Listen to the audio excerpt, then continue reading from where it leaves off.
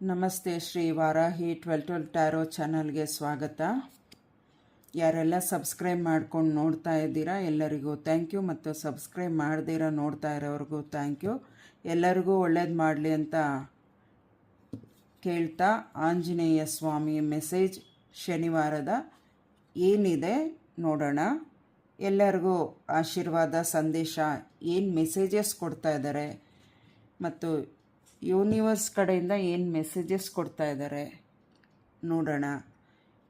ಇವತ್ತು ಶನಿಮಾತ್ಮ ಸ್ವಾಮಿಯ ಜಯಂತಿ ಬೇರೆ ಇರೋದ್ರಿಂದ ಅಮಾವಾಸ್ಯೆ ಇದೆ. ಇವೆಲ್ಲವೂ ಸೇರಿ ಒಳ್ಳೆ ದಿನ ಆಗಿರೋದ್ರಿಂದ ಏನು ಸುದ್ದಿ ಕೊಡ್ತಾರೆ, ಏನು ಪರಿಹಾರ ಕೊಡ್ತಾರೆ ಮತ್ತು ಅದನ್ನು ಕೇಳೋಣ.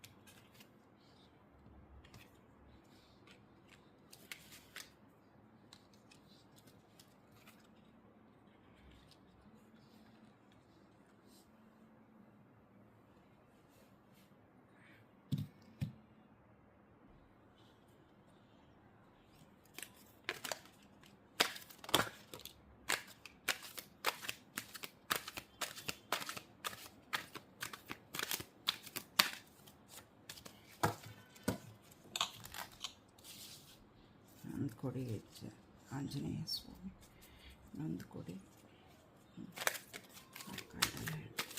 ಕೊಡಿ.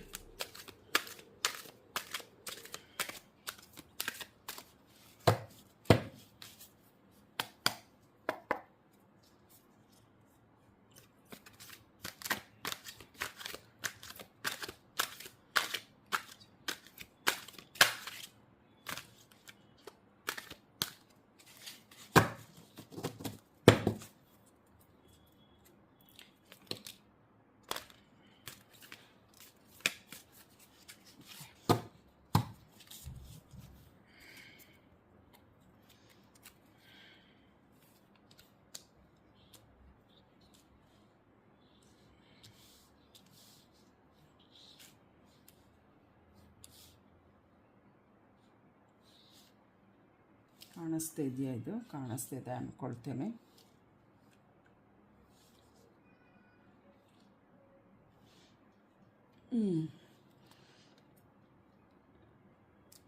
ಬಾಟಮ್ ಆಫ್ ದಿ ಡೆಕ್ ಕಾರ್ಡಲ್ಲಿ ಏನಿದೆ ಅಂದರೆ, ಶ್ರೀರಾಮ ಕೂತಿದ್ದಾರೆ ಸಂಜೆ ಹೊತ್ತು.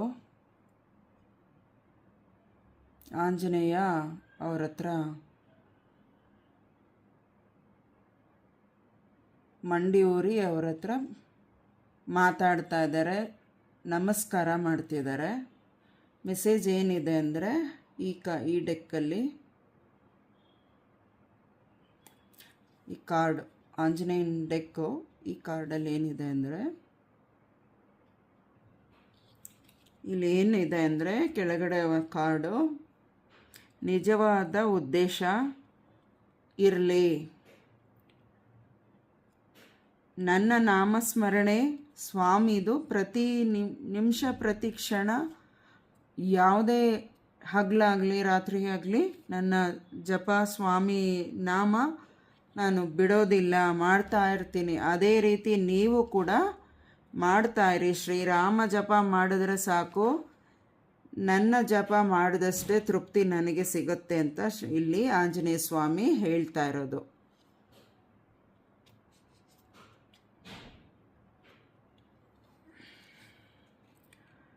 ಅಷ್ಟೇ ನಿಷ್ಕಲ್ಮಶವಾಗಿ ನೀವು ಒಳ್ಳೆ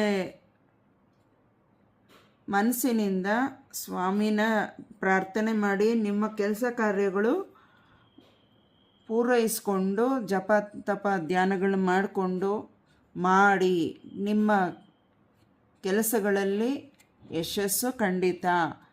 ಶ್ರೀರಾಮನ ಆಶೀರ್ವಾದ ನಿಮಗೆಲ್ಲರಿಗೂ ಇದೆ ಅಂತ ಇಲ್ಲಿ ಹೇಳ್ತಾ ಇದ್ದಾರೆ. ಪರಿಹಾರ ಬಂದ್ಬಿಟ್ಟು ಹನುಮಾನ್ ಚಾಲೀಸು ಓದಿ ಅಂತ ಇದೆ, ಮತ್ತು ಶ್ರೀರಾಮನ ಸಂದೇಶ ಏನಿದೆ ಅಂದರೆ ರಾಮನ ಇದು ಪುಸ್ತಕ ಇದೆಯಲ್ಲ, ರಾಮಂದು ರಾಮಾಯಣ ಪುಸ್ತಕ, ಅದನ್ನು ಓದಿ ಅಂತ ಇದೆ.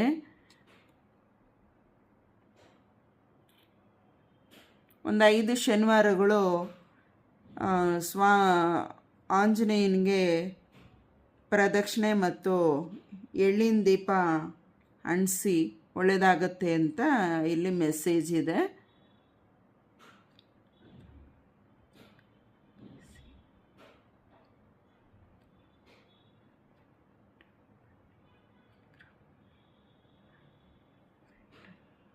ಹನುಮಾನ್ ಪೆಂಡಲ್ ಡಾಲರ್ ಬರುತ್ತಲ್ಲ, ಅದನ್ನು ಹಾಕಿ ಅಂತ ತಿಳಿಸ್ತಾ ಇದ್ದಾರೆ. ಕತ್ತಿಗೆ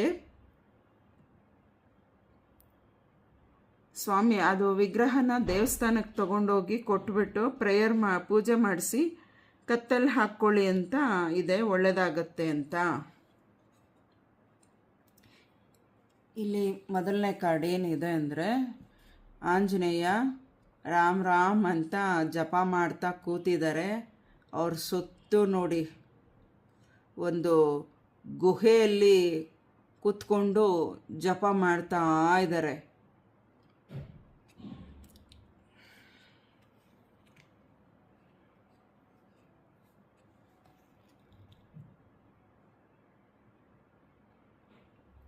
ಇಲ್ಲಿ ಏನಿದೆ ಅಂದರೆ ಇಲ್ಲಿ ನೋಡಿ, ಫುಲ್ಲು ರಾಮ್ ರಾಮ್ ಅಂತ ಹೇಳಿದ್ನಲ್ಲ, ರಾಮ್ ರಾಮ್ ಅಂತಿದೆ. ಇಲ್ಲಿ ಈ ಲೋಕ ನಿಯಮ ಅರ್ಥ ಮಾಡಿಕೊಳ್ಳಲು ಸಾಧ್ಯವಿಲ್ಲ ಅಂದರೆ ಸಾಧ್ಯನೇ ಇಲ್ಲ, ಸಾಧ್ಯ ಆಗತ್ತೆ ಅಂದರೆ ಸಾಧ್ಯ ಆಗುತ್ತೆ. ಅದನ್ನು ಮನಸ್ಸಿಟ್ರೆ ಆಗತ್ತೆ ಖಂಡಿತ. ಎರಡೆರಡು ಮನಸ್ಸಿಟ್ಕೊಂಡು ಯೋಚನೆ ಮಾಡ್ತಾ ಕೆಲಸನ ನಿಲ್ಲಿಸ್ಬೇಡಿ. ಖಂಡಿತವಾಗ ಆಗತ್ತೆ ಅಂದರೆ ಆಗತ್ತೆ ಅಂತ ಮನಸ್ಸಿಟ್ಟು ಮಾಡಬೇಕು, ಶ್ರದ್ಧೆ ಇರಬೇಕು. ಈ ಕೆಲಸ ನಾನು ಒಳ್ಳೆ ಕೆಲಸಕ್ಕೆ ನಾನು ಮನಸ್ಸು ಮಾಡಿದ್ದೀನಿ, ನಾನು ಮಾಡಬೇಕು ಅಂತ ನಾನು ಮಾಡ್ತೀನಿ. ನಾನು ಮಾಡಿ ಅದರ ಕಡೆ ಗಮನ ಕೊಟ್ಟು ಅದರ ನಿಯಮಗಳನ್ನ ಪಾಲನೆ ಮಾಡಿ ನಾನು ಈ ಕೆಲಸನ ಸಾಧಿಸ್ತೀನಿ ಅನ್ನೋ ಮನಸ್ಸು, ಛಲ, ಹಠ ಇರಬೇಕು. ಆ ಛಲ ಹಠ ಒಳ್ಳೆಯದಕ್ಕೆ ಬಳಸ್ಕೊಂಡ್ರೆ ಖಂಡಿತವಾಗಿಯೂ ನಿಮ್ಮ ಪ್ರಯತ್ನ ಫಲ ದೇವರು ಕೊಡ್ತಾನೆ, ಆಯಿತಾ. ಮತ್ತು ನಿಮ್ಮ ಶ್ರದ್ಧಾ ಭಕ್ತಿ ಹೆಚ್ಚಾಗಿ ಇರಬೇಕು, ಮತ್ತು ನಿಮ್ಮ ಕೆಲಸಗಳು ಖಂಡಿತವಾಗಿಯೂ ನಡೆಸ್ಕೊಡ್ತಾನೆ ಆಂಜನೇಯ ಸ್ವಾಮಿ, ಆಯಿತಾ. ಮತ್ತು ಅದರಿಂದ ತುಂಬಾ ನಿಮ್ಮ ಕೆಲಸ ಪೂರೈಸಿದಾಗ ನಿಮಗೆ ಆನಂದ, ನಾನು ಪ್ರಯತ್ನ ಮಾಡಿದ್ದಕ್ಕೆ ಖಂಡಿತ ಫಲ ಸಿಕ್ತು. ಖಂಡಿತವಾಗ್ಲೂ ದೇವರ ಆಶೀರ್ವಾದ ಇದೆ.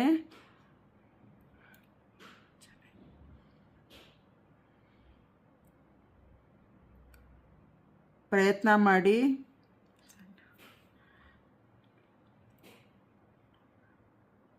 ಶನಿವಾರದಂದು ಕೇಸರಿ ಬಣ್ಣದಲ್ಲಿ ಡ್ರೆಸ್ ಮಾಡಿಕೊಂಡು ಹೋಗಿ, ಹೆಣ್ಣು ಮಕ್ಕಳಾಗಲಿ ಗಂಡು ಮಕ್ಕಳಾಗಲಿ ಕೇಸರಿ ಬಣ್ಣ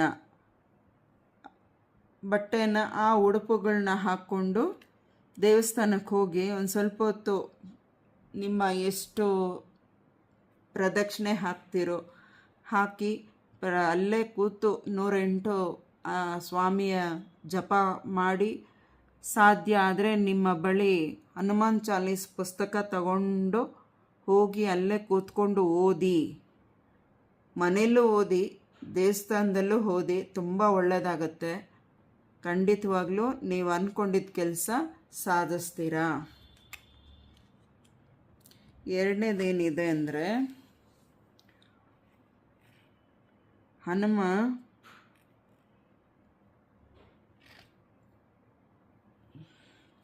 ಯುದ್ಧಗಳ ರಾಕ್ಷಸರ ಜೊತೆ ಹೋರಾಟ ಮಾಡ್ತಿದ್ದಾರೆ.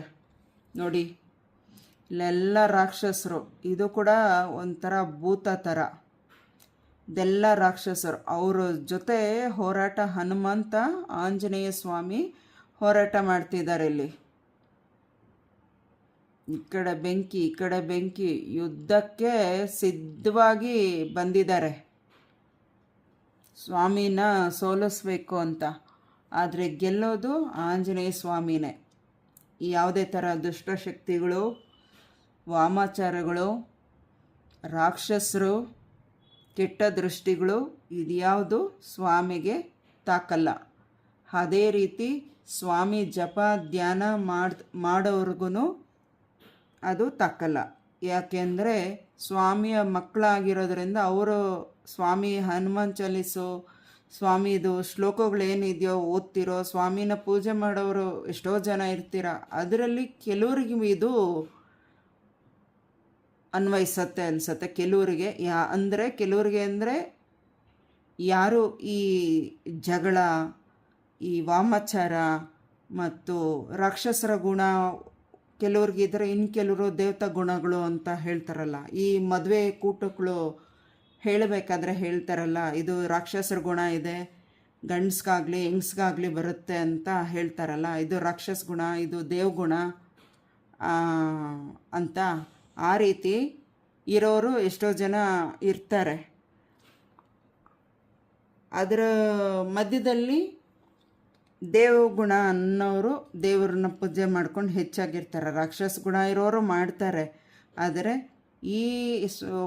ನೀವು ಯಾರು ಹೆಚ್ಚಾಗಿ ಆಂಜನೇಯನ ಪೂಜೆ ಮಾಡ್ತೀರೋ, ವಾರ ತಪ್ಪದೆ ಸ್ವಾಮಿ ದರ್ಶನ ಮಾಡಿಕ್ಕೆ ಹೋಗ್ತಿರೋ, ಸ್ವಾಮಿಗೆ ತುಳಸಿ ಸಮರ್ಪಣೆ ಮಾಡ್ತಿರೋ, ಅವರಿಗೆ ಸ್ವಾಮಿ ಸದಾ ಜೊತೆಯಲ್ಲಿ ನೆರಳಾಗಿ ಇರ್ತಾರೆ ಅಂತ ಇಲ್ಲಿ ತಿಳಿಸ್ತಾ ಇದೆ. ಯಾವುದೇ ಭಯ ಬೇಡ, ಯಾವುದೇ ಥರ ಭಯ ಪಡೋದು ಬೇಡ. ನಾನು ಇದ್ದೀನಿ ಅಂತ ಆಂಜನೇಯ ಸ್ವಾಮಿ ಇದ್ದೀನಿ. ಯಾವುದೇ ಥರ ಎಂಥ ತೊಂದರೆಗಳಿದ್ರೂ ನಾನು ನಿನ್ನ ಜೊತೆ ನೆರಳಾಗಿ ನಾನು ಇರ್ತೀನಿ ಅಂತ ಹೇಳ್ತಾ ಇದ್ದಾರೆ.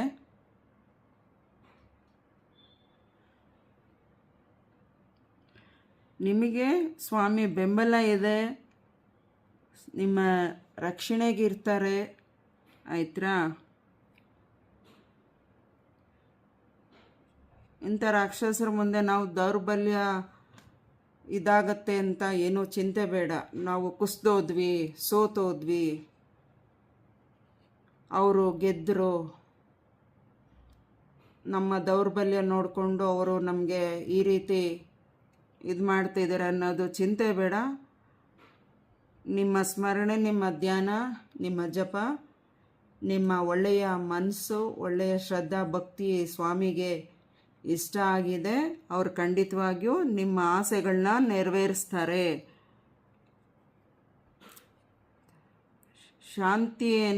ಮನಸ್ಸನ್ನು ಶಾಂತಿಯನ್ನು ಕಾಪಾಡಿಕೊಳ್ಳಿ. ನಿಮ್ಮ ಜೀವನದಲ್ಲಿ ಬೆಳಕು ಬರಲು ಸಾಧ್ಯತೆ ಹೆಚ್ಚಾಗಿ ಇದೆ. ಯೋಚನೆ ಬೇಡ. ಮನಸ್ಸು ತಾಳ್ಮೆ ಇಟ್ಕೊಳ್ಳಿ, ಸಮಾಧಾನವಾಗಿ ಇಟ್ಕೊಳ್ಳಿ. ನಂತರ ಅಗತ್ಯವಾದರೆ, ಸಾಧ್ಯ ಆದರೆ ಯಾರಿಗಾದರೂ ಬಡವರಿಗೆ, ಶನಿವಾರಗಳಲ್ಲಿ ನೀವು ದೇವಸ್ಥಾನಕ್ಕೆ, ಆಂಜನೇಯ ದೇವಸ್ಥಾನಕ್ಕೆ ಹೋಗ್ತೀರಲ್ಲ, ಅಂಥವರಿಗೆ, ಅಲ್ಲಿ ಯಾರಾದರೂ ಆಚೆ ಕೂತಿರ್ತಾರಲ್ಲ, ಅವ್ರನ್ನ ಭಿಕ್ಷುಕರು ಅನ್ನೋದು ಬೇಡ. ಆ ಭಿಕ್ಷುಕರ ರೂಪದಲ್ಲೂ ಸ್ವಾಮಿ ಬಂದು ಕೂತಿರ್ತಾನೆ ಅಂತ ಹೇಳ್ತಾರೆ ಕೆಲವರು. ಒಂದು ಕತೆ ಪುಸ್ತಕದಲ್ಲಿ ಹೇಳಿದ್ದು. ಇನ್ನಕ್ಕೆ ಒಬ್ಬರು ನನಗೆ ಅವರ ಅನುಭವ ತಿಳಿಸಿದ್ರು. ಆದರೆ ಅವರಿಗೆ ಕಾಣಿಸಿದ ಮನುಷ್ಯನ ರೂಪದಲ್ಲಿ ಸ್ವಾಮಿ ಬಂದ್ಬಿಟ್ಟು ಆಚೆ ಕೂತಿರ್ತಾರಲ್ಲ, ಅವರು ಥರ ಕೂತಿದ್ರಂತೆ. ಏನು ನನಗೆ ಏನು ಕೊಡ್ದಿರ ಹೋಗ್ತಾ ಇದೆಯಾ, ಇದು ಒಬ್ಬರಿಗೆ ಆಗಿದೆ ಅದು ಅನುಭವ ಅಂತ ಗೊತ್ತಾಯಿತು. ಹಾಗಾಗಿ ನಾನು ಅದನ್ನು ಹೇಳ್ತಾ ಇದ್ದೀನಿ. ಈಗ ನನಗೊಬ್ಬರು ತಿಳಿಸಿದ್ದು, ನನಗೇನು ಕೊಡ್ದಿರ ಹೋಗ್ತಾ ಇದೆಯಾ ಅಂದಾಗ, ನಾನು ನಿನಗೇನು ಕೊಡಲಿ, ನನಗೆ ಸ್ವಾಮಿ ಕೊಟ್ಟರೆ ತಾನೇ ನಾನು ನಿಂಗೆ ಕೊಡೋದು ಅಂತ. ಯಾಕೆ ಸ್ವಾಮಿ ನಿಂಗೆ ಕೊಟ್ಟಿಲ್ವಾ? ಎಷ್ಟು ಬೇಕಾದರೂ ಕೊಟ್ಟಿದ್ದಾನೆ. ಅದರಲ್ಲಿ ನನಗೆ ಒಂದು ಅಕ್ಕಿ ಕಾಳು ಕೊಡು ಅಂತಂದ್ರಂತೆ. ನಿಜ ನಗು ಬಂದ್ಬಿಡ್ತಂತೆ ಅವ್ರಿಗೆ. ಒಂದು ಅಕ್ಕಿ ಕಾಳಲ್ಲಿ ಅನ್ನ ಮಾಡಿಯೇ ತಿನ್ನೋಕ್ಕಾಗಲ್ಲ, ಒಂದು ಅಕ್ಕಿ ಕಾಳು ತೊಗೊಂಡು ನೀನೇನು ತಿಂತೀಯ, ಹೆಂಗೆ ಬೇಯಿಸ್ಕೊಂಡು ತಿಂತೀಯ ಅಂದ್ಬಿಟ್ಟು ನಗದ್ನಂತೆ. ನಗ್ದಾಗ ನೀನು ಕೊಟ್ಟು ನೋಡು ನಿನಗೇನು ಸಿಗತ್ತೆ ಅಂತ, ಆಮೇಲೆ ನೀನೇ ನೋಡ್ತೀಯ ಅಂತಂದ್ರಂತೆ. ಸ್ವಾಮಿ ಹೇಳಿದ್ದಿದ್ದು. ಹೌದಾ, ಹಾಗಾದರೆ ಇವಾಗ ನನ್ನ ಹತ್ರ ಅಕ್ಕಿ ಕಾಳು ನಾನು ಎತ್ಕೊಂಡಿಲ್ವಲ್ಲ, ನನ್ನ ಕೈಯಲ್ಲಿ ಇಲ್ವಲ್ಲ ಅಂತಂದಾಗ, ನಿನ್ನ ಹತ್ರ ಏನಿದೆ ಅದನ್ನು ಕೊಡು ಅಂದ್ರಂತೆ. ಅವ್ರ ಹತ್ರ ಇದ್ದಿದ್ದು, ದೇವಸ್ಥಾನಕ್ಕೆ ಹೋಗಿ ಹೊರಗಡೆ ಬಂದಾಗ ಅವ್ರ ಕೈಯಲ್ಲಿ ಇದ್ದಿದ್ದು ಅರ್ಚಕರು ಬಾಳೆಹಣ್ಣು ಕೊಟ್ಟಿದ್ರಲ್ಲ, ಆ ಬಾಳೆಹಣ್ಣು ಇತ್ತಂತೆ. ಆ ಬಾಳೆಹಣ್ಣ ಅದನ್ನು ನನಗೆ ಕೊಟ್ಟಿರೋದು, ಯೋಚನೆ ಮಾಡು, ನಾನು ಹೇಳೋದು ಹೇಳಿದ್ದೀನಿ, ಮತ್ತೊಮ್ಮೆ ನಾನು ಹೇಳಲ್ಲ, ಒಂದೇ ಸತಿ ಹೇಳೋದು ಅಂತಂದ್ರಂತೆ. ಇದೇನು ಹಿಂಗೆ ಮಾತಾಡ್ತಿದ್ಯಾ ಅಂದ್ಬಿಟ್ಟು ಅವರು ಸ್ವಾಮಿ ದೇವಸ್ಥಾನ ದರ್ಶನ ಮಾಡಿ ಬಂದ್ರಲ್ಲ, ಅವ್ರು ಹಂಗಂದಿದ್ದು. ಸ್ವಾಮಿ ಒಂದೇ ಸತಿ ಹೇಳಿದ್ರಲ್ಲ, ಇವ್ರಿಗೆ ಕನ್ಫ್ಯೂಸ್ ಆಯಿತು. ಏನು ಹಿಂಗೆ ಮಾತಾಡ್ತಾ, ಅಕ್ಕಿ ಕಾಳಂದರು, ಇವಾಗ ನಿನ್ನ ಕೈಯಲ್ಲಿ ಏನಿದೆಯೋ ಅದನ್ನು ಕೊಡು ಅಂದರು. ನೋಡಿದ್ರೆ ಇವಾಗ ನನ್ನ ಕೈಯಲ್ಲಿ ಬಾಳೆಹಣ್ಣಿದೆ, ಅದು ಬಿಟ್ಟರೆ ನಾನು ಮನೆಗೆ ಹೋಗಿ ತಲುಪೋದಕ್ಕೆ ಹಣ ಕಾಸಿದೆ. ಏನು ಕೊಡಲಿ, ಹಣ ಕಾಸು ಕೊಡಲಾ ಅಥವಾ ಬಾಳೆಹಣ್ಣು ಕೊಡಲಾ? ಬಾಳೆಹಣ್ಣು ಕೊಟ್ಟರೆ ನಾನು ಅರ್ಧ ಇಟ್ಕೊಂಡು ಅರ್ಧ ಕೊಡಬೇಕು ಬಾಳೆಹಣ್ಣು. ಇನ್ನು ಹಣ ಕೊಟ್ಟರೆ ಇವರು ಒಳ್ಳೇದು ಉಪಯೋಗಿಸ್ಕೋತಾರೋ, ಕುಡಿಯೋದಕ್ಕೆ ಅಂದರೆ ಕೆಲವರು ಕುಡಿಯೋದಕ್ಕೆ ತೊಗೊಂಬಿಡ್ತಾರಲ್ಲ, ಉಪಯೋಗಿಸ್ಕೊಂಬಿಡ್ತಾರಲ್ಲ, ಅದು ಒಂದು ಯೋಚನೆ ಆಯ್ತಂತೆ. ನಾನು ಕಾಸು ಕೊಟ್ಟರೆ ಇವರು ಊಟ ತೊಗೊಂಡು ತಿಂದರೆ ನಂಗೊಂದು ಖುಷಿ, ಇವರು ಏನು ತೊಗೊಂಡು ತಿಂತಾರೋ ಏನು ಕುಡಿತಾರೋ, ನನ್ನ ಕೊಟ್ಟಿದ್ದು ಫಲ ನನಗೆ ಸಿಗಲ್ಲ. ನನ್ನ ಕಾಸೇನಾದ್ರು ಕೊಟ್ಟರೆ ಆ ಫಲ ನನಗೆ ಸಿಗಬೇಕು ಅಂದರೆ ಅವರು ಊಟ ಮಾಡಿದ್ರೆ ನನಗೊಂದು ಖುಷಿ, ಇಲ್ಲ ಅಂದರೆ ಅವರು ಕುಡಿಯೋದಕ್ಕೆ ಸಾರಾಗಿರ ಏನೇನೋ ಹೇಳ್ತಾರಲ್ಲ, ಆ ಥರ ಕುಡಿದ್ಬಿಟ್ರೆ ನಾನು ಇವ್ರ ಕಾಸು ಕೊಟ್ಟು ಏನೂ ಪ್ರಯೋಜನ ಇಲ್ಲ ಅಂತ. ಎರಡನೇದು ಯಾಕೆ ಯೋಚನೆ ಮಾಡ್ತಿದ್ಯಾ ಅಂದ್ರಂತೆ. ಅವ್ರು ಯೋಚನೆ ಮಾಡ್ತಾ ಇದ್ದಂಗೆ, ಎರಡನೇದು ಯಾಕಪ್ಪ ಯೋಚನೆ ಮಾಡ್ತೀಯಾ, ಮೊದಲನೇದು ಕೊಡು, ಮೊದಲನೇದು ಯೋಚನೆ ಮಾಡು ಅಂತ ಹೇಳಿದ್ದಾರೆ. ಆವಾಗ ಮೊದಲನೇದು ಯಾವ್ದು ಯೋಚನೆ ಮಾಡಿದ್ದು? ಬಾಳೆಹಣ್ಣು ಅರ್ಧ ಕಟ್ ಮಾಡಿ, ಒಂದು ಬಾಳೆಹಣ್ಣು ಇದ್ದಿದ್ದು ಅರ್ಧ ಮುರಿದು ಇನ್ನು ಅರ್ಧ ಅವ್ರು ಕೊಟ್ರಂತೆ. ಆಯ್ತಾ? ಅಲ್ಲಿ ಬಾಳೆಹಣ್ಣು ಅರ್ಧ ತಗೊಂಡು ಅಲ್ಲೇ ತಿಂದಿದ್ದಾರೆ. ಇವ್ರ ಪಾಡಿಗೆ ಮನೆಗೆ ಹೋಗಿದ್ದಾರೆ. ಮನೆಗೆ ಹೋದ್ಮೇಲೆ ಅವ್ರ ಮನೇಲಿ ಒಂದು ಶುಭ ಸುದ್ದಿ ಬಂತಂತೆ. ಅವರು ಏನೋ ಒಂದು ಅಂದ್ಕೊಂಡಿದ್ರಂತೆ, ಅದು ಪೆಂಡಿಂಗ್ ಆಗ್ತಾನೇ ಇತ್ತು ಅಂತ. ಆ ಕೆಲಸ ಆಗಿದೆ ಅಂದ್ಬಿಟ್ಟು ಮನೆಗೆ ಹೋಗಿದ ತಕ್ಷಣ ವಿಷಯ, ರೀ ಹಿಂಗೆ ಒಳ್ಳೆಯದು ಸುದ್ದಿ ಬಂತು ಹಿಂಗೆ ಅಂತ ಅವ್ರದ್ದೇನೋ ಪರ್ಸ್ನಲ್ಲು ಹೇಳಿದ್ರಂತೆ. ಇದು ಒಬ್ಬರದ್ದು ಅನುಭವ ತಿಳಿಸ್ದೆ ನಾನು. ಹಾಗಾಗಿ ನಾವೆಷ್ಟು ಶ್ರದ್ಧಾಭಕ್ತಿಗಿಂತ ನಾವು ದೇವ್ರನ್ನ ನಂಬ್ತೀವಿ, ಆಗ ನಮ್ಮನ್ನು ಕಾಪಾಡ್ತಾನೆ ದೇವರು ಅನ್ನೋದಕ್ಕೆ ಈ ಒಂದು ವಿಚಾರ ಕಾರಣ. ಮತ್ತು ಇಲ್ಲಿ ರಾಕ್ಷಸರು ಏನಿದ್ದಾರೆ, ದುಷ್ಟಶಕ್ತಿಗಳು, ದುಷ್ಟ ಪ್ರೇತಾತ್ಮ ಏನೇನೋ ಹೇಳ್ತಾರಲ್ಲ, ಅವರೆಲ್ಲ ಮುಂದೆ ಹೋರಾಟ ಮಾಡ್ತಾ ಇರೋದು ಇಲ್ಲಿ ಒಬ್ಬರೇ, ಹನುಮಂತ, ಗುಣವಂತ, ಧೀರವಂತ. ಹಾಗೆ ಸ್ವಾಮಿನ ನಂಬಿ ಅಂತ ಇದೆ. ಆಯ್ತಾ? ತುಂಬ ಹೇಳಿದ್ಬಿಟ್ನೇನೋ ಕತೆನ. ಎರಡನೇ ಕಾರ್ಡ್ಗೆ ಯಾಕೋ ಗೊತ್ತಿಲ್ಲ, ಅದು ಹೇಳಬೇಕನ್ನಿಸ್ತು. ನಾನು ಈಗ ಅದು ಸಮಯ ಬಂತು ಹೇಳಿದ್ದೀನಿ, ಕ್ಷಮೆ ಇರಲಿ. ಇಲ್ಲಿ ನೋಡಿ, ಬೆಟ್ಟ ಗುಟ್ಟಗಳ ಮಧ್ಯೆ ಹೋರಾಟ ಮಾಡ್ತಿದ್ದಾನೆ ಆಂಜನೇಯ ಸ್ವಾಮಿ. ಬೆಂಕಿ ಥರ ಇದೆ, ಆದ್ರೂ ಬಿಡಲಿಲ್ಲ, ಹೋರಾಟ ಮಾಡ್ತಾ ಇದ್ದಾರೆ ಆಂಜನೇಯ ಸ್ವಾಮಿ. ಅವರು ಕೂಡ ಇಲ್ಲಿ ಒಬ್ಬರೇ ಗದೆಯನ್ನು ಹಿಡ್ಕೊಂಡು ನಿಂತಿದ್ದಾರೆ. ಹಾಗಾಗಿ ಧೈರ್ಯ ಕೆಡಬಾರ್ದು, ಧೈರ್ಯವಾಗಿ ಕೆಲಸ ಕಾರ್ಯಗಳನ್ನ ಮಾಡಿ ಇಲ್ಲಿ ಒಬ್ಬರೇ ಇದರಲ್ಲೂ ಕೂಡ ಆಂಜನೇಯ ಸ್ವಾಮಿ ನೋಡಿ ಬೆಟ್ಟ ಗುಟ್ಟದ ಮೇಲೆ ನಿಂತು ಹೋರಾಟ ಮಾಡ್ತಿದ್ದಾರೆ.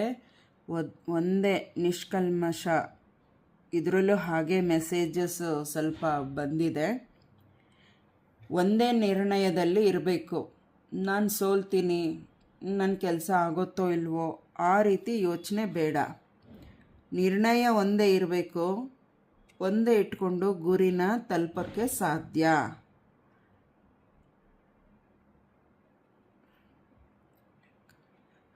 ಲೆಕ್ಕವಿಲ್ಲದಷ್ಟು ನಾವುಗಳು ಎಷ್ಟೋ ನಮಗೆ ಗೊತ್ತಿದ್ರೋ ಗೊತ್ತಿಲ್ಲದೇನೋ ತಪ್ಪುಗಳು ಮಾಡಿರ್ತೀವಿ. ಆದರೆ ಆ ಒಂದು ಒಳ್ಳೆ ಕೆಲಸಗಳನ್ನ ಮಾಡಬೇಕಾದ್ರೆ ಒಂದು ಒಳ್ಳೆ ನಿರ್ಧಾರ, ಒಂದೇ ಗುರಿ ಇರಬೇಕು ಮಾಡೋದಕ್ಕೆ.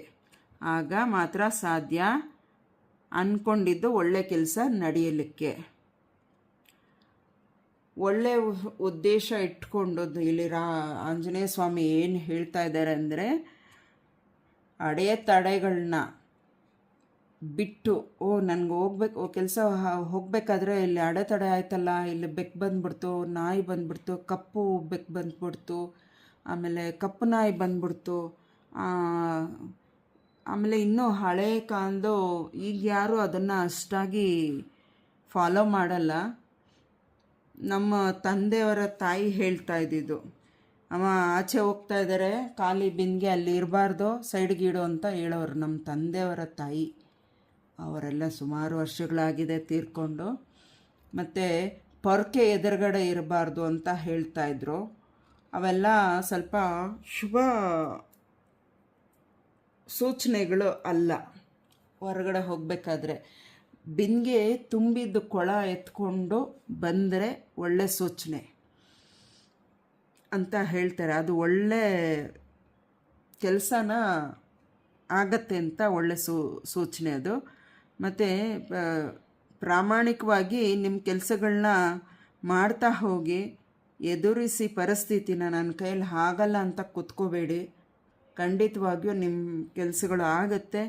ಶ್ರದ್ಧಾ ಭಕ್ತಿ ಇರಬೇಕು. ಅಡೆತಡೆಗಳಾಗೋಯ್ತು ಅಂತ ಅಲ್ಲೇ ಕೂತ್ಕೋಬಾರ್ದು.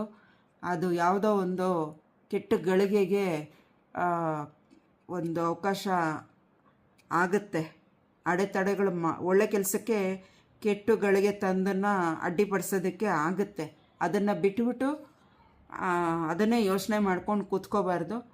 ನನ್ನ ಕೆಲಸ ಆಗುತ್ತೆ, ಇದು ಯಾವುದೇ ಅಡೆತಡೆ ಬಂದ್ರೂ ಸರಿಯೇ, ನಾನು ನನ್ನ ಒಳ್ಳೆ ಉದ್ದೇಶ ಆಗಿರೋದ್ರಿಂದ ನಾನು ಆ ಕೆಲಸನ ಮಾಡಿ ಮುಗಿಸ್ತೀನಿ ಅಂದ್ಬಿಟ್ಟು ಯೋಚನೆ ಇಟ್ಕೊಂಡು ಮಾಡಿ ಅಂತ ಇದೆ. ಯಾರಿಗಾದರೂ ಅನ್ನದಾನ ಮಾಡಿ. ಆಗಲೇ ನಾನು ಹೇಳಕ್ಕೆ ಬಂದೆ, ಅಷ್ಟೊತ್ತಿಗೆ ನಾನು ಅದು ಅಲ್ಲಿಗೆ ನಮ್ಮ ಒಬ್ಬರದ್ದು ಪರಿಚಯದ ಕತೆ ಹೇಳೋಕ್ಕೋಗಿ ಅಲ್ಲಿಗೆ ಸ್ಟಾಪ್ ಆಯಿತು. ಅನ್ನದಾನ ಮಾಡಿ ಅಂತ ಇದೆ, ಮಾಡಿಯೇ. ಯಾರಿಗೆ ನಿಮ್ಮ ಶಕ್ತಿ ಏನಿದೆಯೋ ಅದನ್ನು ಅನ್ನದಾನ ಮಾಡಿ, ಅಥವಾ ಒಂದು ಹಣ್ಣೇನಾದರೂ ದಾನ ಮಾಡಿ. ಯಾರಿಗಾದರೂ ಪ್ರಸಾದ ಅಂತ ದೇವಸ್ಥಾನದಲ್ಲಿ ಬರ್ತಾರಲ್ಲ ಎಲ್ರಿಗೂ, ಅವ್ರಿಗಾಗಲಿ ಇಲ್ಲ ಅನ್ನದಾನ ಆಗಲಿ, ಹಣ್ಣುಗಳಾಗಲಿ, ಏನಾದರೂ ಒಂದು ಸಿಹಿ ಇಲ್ಲ ಸ್ವೀಟ್ ಅಂಗಡಿಯಲ್ಲಿ ಏನಾದರೂ ನಿಮಗೆ ಅಷ್ಟು ಸಮಯ ಇಲ್ಲ ಅಂದರೆ ಮಾಡಿ ತಂದು ಎಲ್ರಿಗೂ ಹಂಚೋದಕ್ಕೆ ನಿಮ್ಗೆ ಅಷ್ಟು ಸಮಯ ಇಲ್ಲ ಅಂದರೆ ಸ್ವೀಟ್ ಅಂಗಡಿಗೆ ಹೋಗಿ ಒಂದು ಸ್ವೀಟ್ ತಗೊಂಡು, ಆಂಜನೇಯನಿಗೆ ಲಡ್ಡು ಅಂದರೆ ತುಂಬ ಇಷ್ಟ, ಬೂಂದಿ ಲಡ್ಡು, ಅದನ್ನು ತಗೊಂಡು ಎಲ್ಲರಿಗೂ ಹಂಚಿ. ದಾನ ಅನ್ನೋದಕ್ಕಿಂತ ಅನ್ನದಾನ ಅಂತ ಹೇಳ್ತಾರೆ, ಸ್ವೀಟನ್ನ ಅನ್ನದಾನ ಅಂತ ಹೇಳಲ್ಲ. ಹಾಗಾಗಿ ಸ್ವೀಟನ್ನ ಹಂಚಿ ಎಲ್ಲ ಒಳ್ಳೆಯದಾಗತ್ತೆ. ಬಾಳೆಹಣ್ಣು ಹಂಚಿ, ಒಂದಷ್ಟು ಬಾಳೆಹಣ್ಣು, ಹಣ್ಣಾಗಿರೋ ಬಾಳೆಹಣ್ಣು ಎಲ್ರಿಗೂ ಹಂಚಿ. ಮೋಸಂಬಿ ಹಂಚಿ, ಆರೆಂಜ್ ಹಂಚಿ. ನಿಮ್ಗೆ ಸಾಧ್ಯ ಆದವರು ಆ್ಯಪಲ್ನ ಹಂಚಿ ಎಲ್ಲರಿಗೂ ಕೊಡಿ, ಒಳ್ಳೆಯದಾಗತ್ತೆ. ಅವ್ರವ್ರಿಗೆ ಏನೇನು ಶಕ್ತಿ ಇದೆಯೋ ಅದ್ರ ಪ್ರಕಾರ ಎಷ್ಟು ಸಾಧ್ಯನೋ ಅಷ್ಟು ಮಾಡಿ ಅಂತ ಇದೆ. ಒಳ್ಳೆಯದಾಗಲಿ. 4ನೇದೇನಿದೆ, ಸೀತಾಮಾತೆ ಹತ್ರ ಇದ್ದಾರೆ.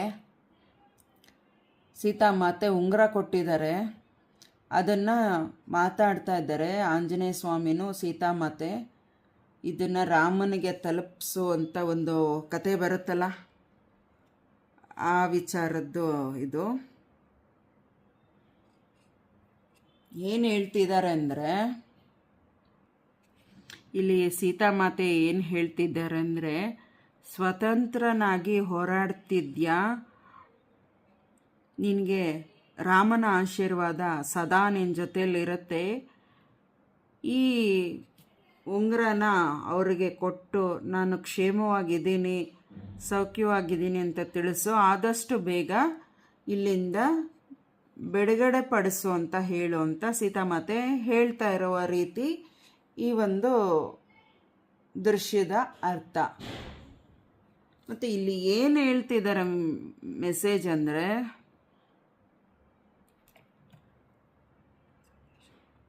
ಸೀತಾಮಾತೆ ತೀರ್ಮಾನ ತಗೊಂಬಿಟ್ಟಿದ್ದಾರೆ. ಯಾಕೆ ಅಂದರೆ ಈ ಕಷ್ಟಗಳೆಲ್ಲ ಸಾಕಾಗಿದೆ, ಆ ರಾಕ್ಷಸರಿಂದ ಆದಷ್ಟು ಬೇಗ ನನಗೆ ಬಿಡುಗಡೆ ಮಾಡಿಸು ಅಂತ ರಾಮನಿಗೆ ಹೇಳುತ್ತ ಆಂಜನೇಯ ಅಂತ ಹೇಳಿದ್ದಾರೆ.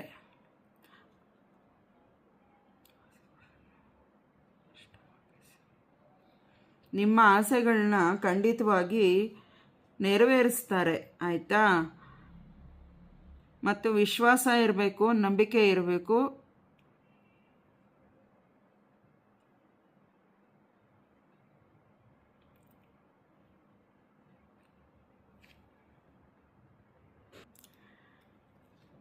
ಇಲ್ಲಿ ಲಾಸ್ಟಲ್ಲಿ ಏನು ಮೆಸೇಜ್ ಇದೆ ಅಂದರೆ, ಹಳದಿ ಬಟ್ಟೆ ಮೇಲೆ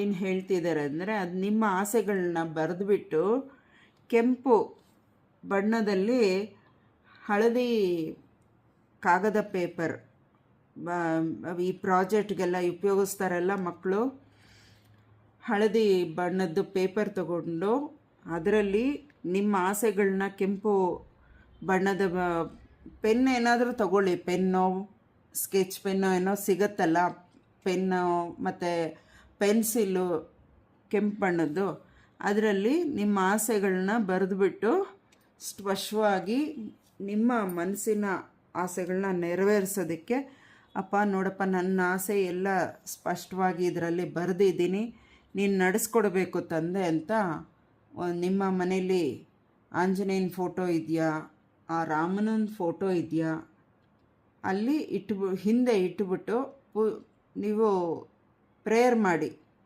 ಕೆಲವೇ ದಿನಗಳಲ್ಲಿ ನಿಮ್ಮ ಆಸೆ ನೆರವೇರುತ್ತೆ ಅಂತ ಇಲ್ಲಿ ಹೇಳ್ತಾ ಇದ್ದಾರೆ. ಒಳ್ಳೆಯದಾಗಲಿ. ಖಂಡಿತವಾಗಿ ಇಲ್ಲಿ ರಾಕ್ಷಸರಿಂದ ರಾಮ ಬೇಗನೆ ಬಿಡಿಸ್ತಾನೆ ಅನ್ನೋದು ಒಂದು ಒಳ್ಳೆ ಸುದ್ದಿ ಅಲ್ವಾ? ಇಲ್ಲಿ ನೋಡಿ, ಆಕಾಶದಲ್ಲಿ ಹೇಗೆ ಹನುಮಂತ ಹಾರ್ತಾ ಇದ್ದಾರೆ. ಯಾತಕ್ಕಾಗಿ ಹಾರ್ತಾ ಇದ್ದಾರೆ ಅಂದರೆ, ಇಲ್ಲಿ ಹನುಮ ಏನು ಹೇಳ್ತಿದ್ದಾರೆ ಅಂದರೆ, ಬದಲಾವಣೆಗಳನ್ನ ತಂದುಕೊಳ್ಳಿ. ನೀವು ಬದಲಾವಣೆಗಳನ್ನ ಅಳವಡಿಸಿಕೊಂಡಾಗ ನಿಮ್ಮ ಪ್ರಯತ್ನ ಫಲ ಸಿಗುತ್ತೆ. ಅನೇಕ ಅಪರೂಪ ಕೆಲಸಗಳು ಆಶ್ಚರ್ಯವಾಗಿ ನಡೆಯುತ್ತೆ. ಹೋಗ್ತಾ ಇರಬೇಕು, ನಿಮ್ಮ ಕೆಲಸ ಏನಿದೆ ಆ ಪ್ರಯತ್ನ ಮಾಡಿ ಹೋಗ್ತಾ ಇರಬೇಕು.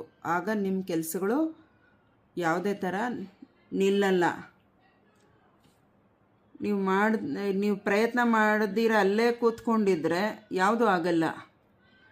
ನಿಮ್ಮ ವೈಯಕ್ತಿಕ ವಿಷಯಗಳಾಗಲಿ, ನಿಮ್ಮ ಮನೆ ಸಮಸ್ಯೆಗಳಾಗಲಿ, ಅಥವಾ ಇದು ಸರಿ ಹೋಗುತ್ತೋ ಇಲ್ವೋ, ನಮ್ಮ ಮನೇಲಿ ಹಿಂಗಿದೆ, ನಮ್ಮ ಕೆಲಸಗಳು ಹಿಂಗೆ ಆಗ್ತಾಯಿಲ್ಲ, ಏನು ಮಾಡಲಿ ಅಂತ ಕೂತಿರೋರಿಗೆ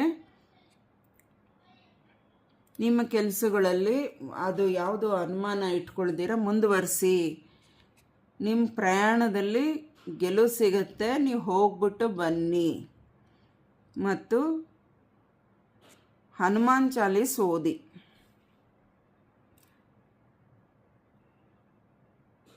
ದೇವರ ಆಶೀರ್ವಾದ ಹೆಚ್ಚಿದೆ.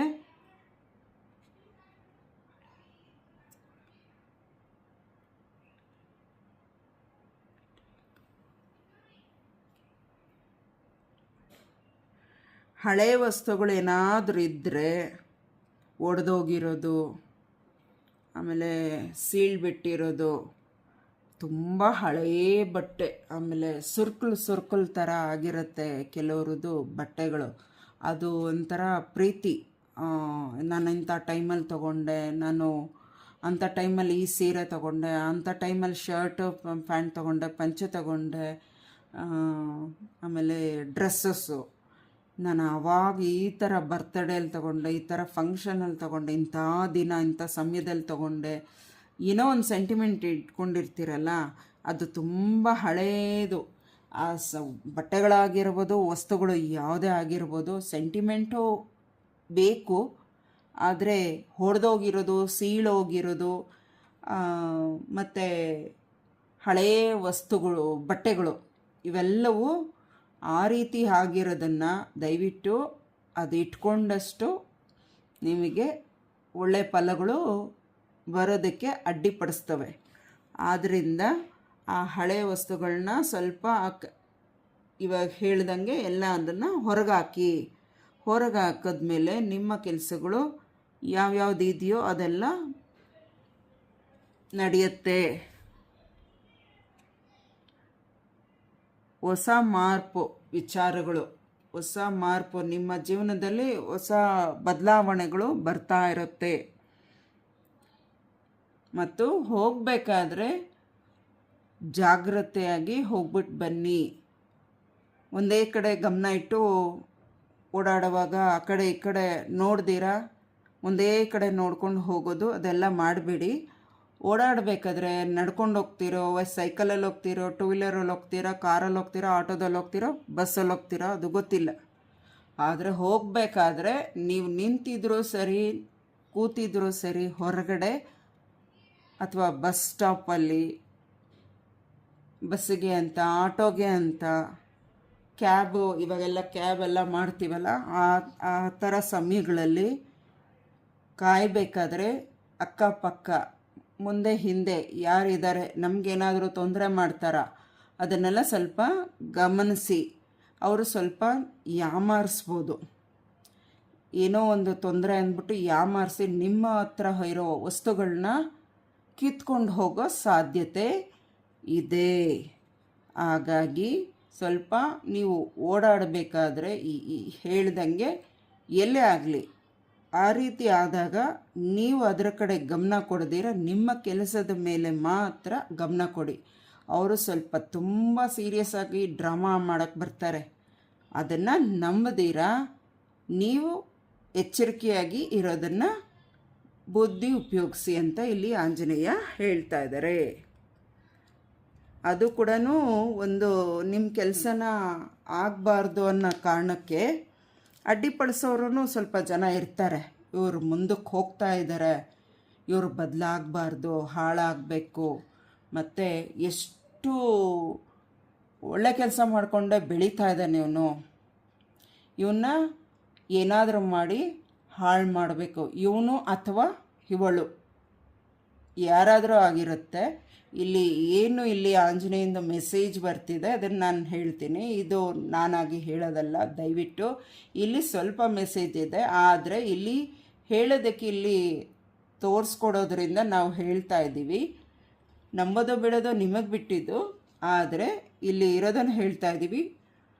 ನಿಮ್ಮ ಕೆಲಸ ಆಗಬಾರ್ದು, ನೀವು ಬೆಳೀತಿದ್ದೀರಾ, ನೀವು ಒಬ್ಬರೇ ಕಷ್ಟಪಟ್ಟು ಬೆಳೀತಿದ್ದೀರಾ, ಗಂಡಸಿರ್ಬೋದು ಹೆಂಗಸಿರ್ಬೋದು, ಅಥವಾ ನಿಮ್ಮ ಫ್ಯಾಮ್ಲಿ ಒಬ್ಬರು ಇರ್ಬೋದು ಒಂದೇ, ಅಥವಾ ನಿಮ್ಮ ಫ್ಯಾಮ್ಲಿ, ನಿಮ್ಮ ಗಂಡ ಹೆಂಡತಿ ಮಕ್ಕಳು, ಇವರು ಮಕ್ಕಳು ಅಷ್ಟು ಒಳ್ಳೆಯ ರೀತಿಯಲ್ಲಿ ನಡೀತಾ ಇದ್ದಾರಪ್ಪ, ಏನೂ ತಪ್ಪೇ ಇಲ್ದಿರಂಗೆ ನಡೀತಾ ಇದ್ದಾರೆ, ಹಿಂಗೆ ಇವರು ಇಷ್ಟೊಂದು ತಪ್ಪಿಲ್ದಿರ ನಡೆಯೋದಕ್ಕೆ ಸಾಧ್ಯ ಈ ಮಕ್ಕಳು ಕೂಡ, ಏನಾದರೂ ಮಾಡಿ ಕಿರಿಕ್ ಮಾಡಬೇಕು ಅಂತ ಸ್ವಲ್ಪ ಜನ ಇರ್ತಾರೆ. ಆ ಮಕ್ಕಳಿಗೂ ಕಿರಿಕ್ ಮಾಡೋಕ್ಕೆ ಮತ್ತು ನಿಮ್ಮ ದಂಪತಿಗಳನ್ನೂ ಕಿರಿಕ್ ಮಾಡೋಕ್ಕೆ ಇವರು ಗಂಡ ಹೆಂಡತಿ ಕೂಡ ದುಡಿತಾ ಇದ್ದಾರೆ, ಅಥವಾ ಗಂಡ ಕೂಡ ದುಡಿತಾ ಇದ್ದಾರೆ.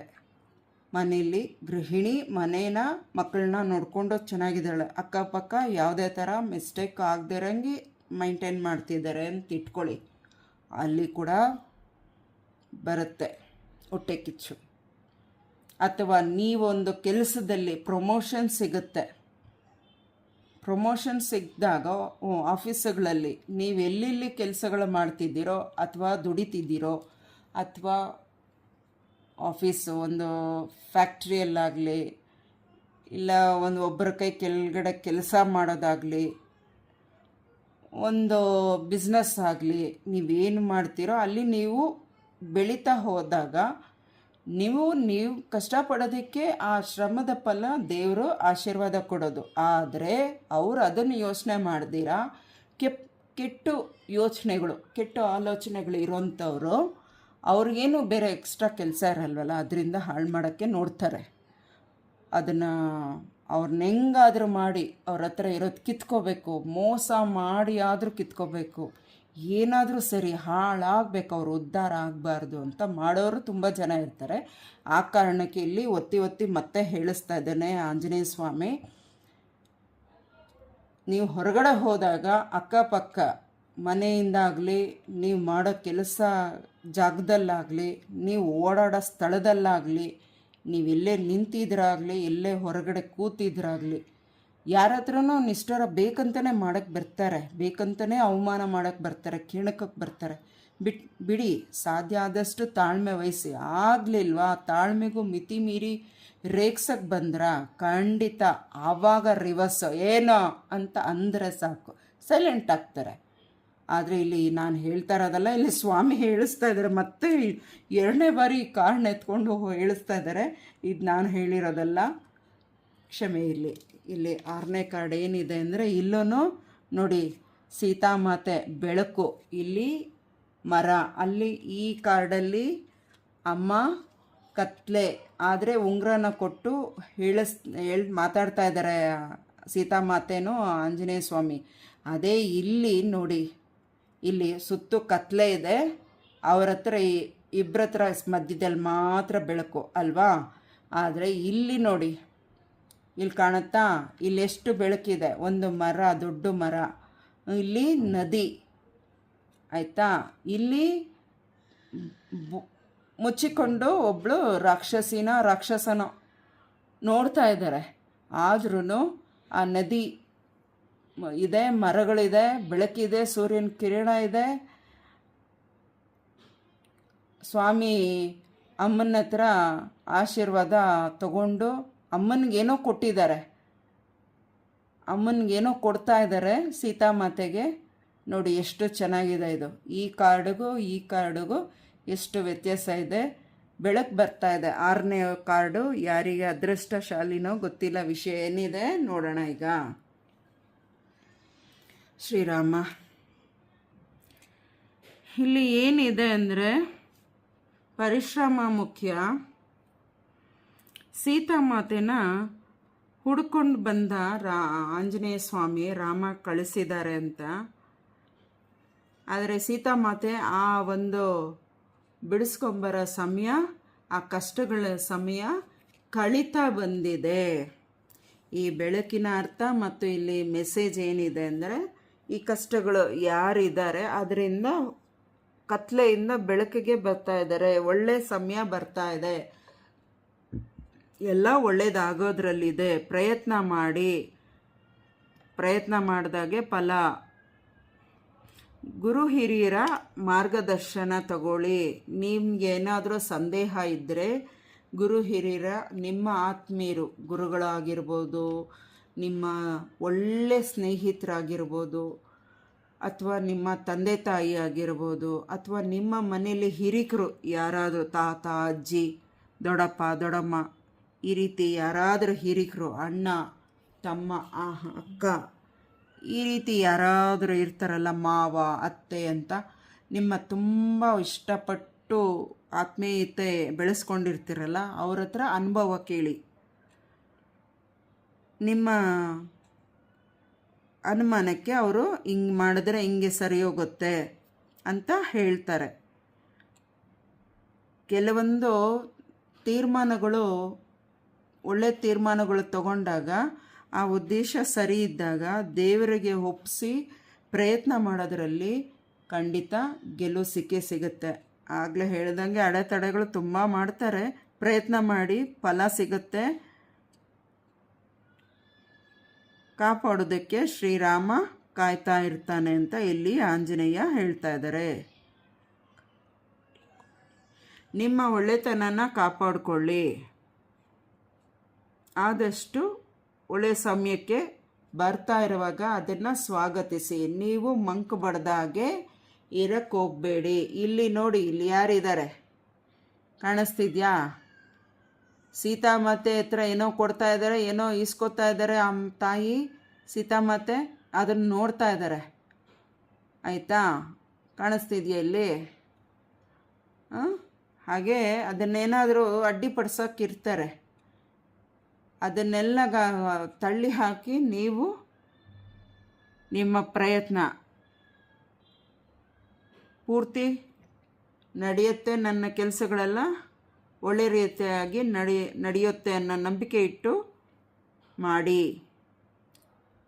ಹನುಮಂತನ ಪೂಜೆ ಮಾಡಿ, ಹನುಮಂತನಿಗೆ ಇಷ್ಟವಾದ ಹೂವು ಹಣ್ಣುಗಳನ್ನ ಸಮರ್ಪಣೆ ಮಾಡಿ ಅಂತಿದೆ. ಸಿಂಧೂರ ಆಂಜನೇಯಂದು ಬರುತ್ತಲ್ಲ, ಅದನ್ನು ಹಣೆಗೆ ಪ್ರತಿದಿನ ಇಟ್ಕೊಳ್ಳಿ.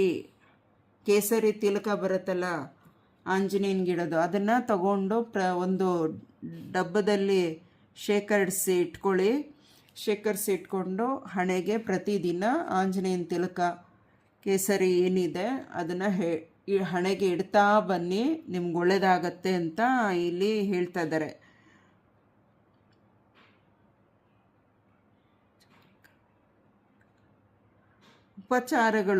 ಉಪಚಾರಗಳು ನೀವು ಮಾಡೋದ್ರಿಂದ ತುಂಬ ಒಳ್ಳೆಯದು ಆಗುತ್ತೆ. ಒಳ್ಳೆಯ ಸಮಯ ಬರ್ತಾ ಇದೆ ಮತ್ತು ನಿಮಗೆ ಆ ಬೆಳಕು ಬರೋ ಸಮಯದಲ್ಲಿ ಸ್ವಲ್ಪ ಕೂಡ ನೀವು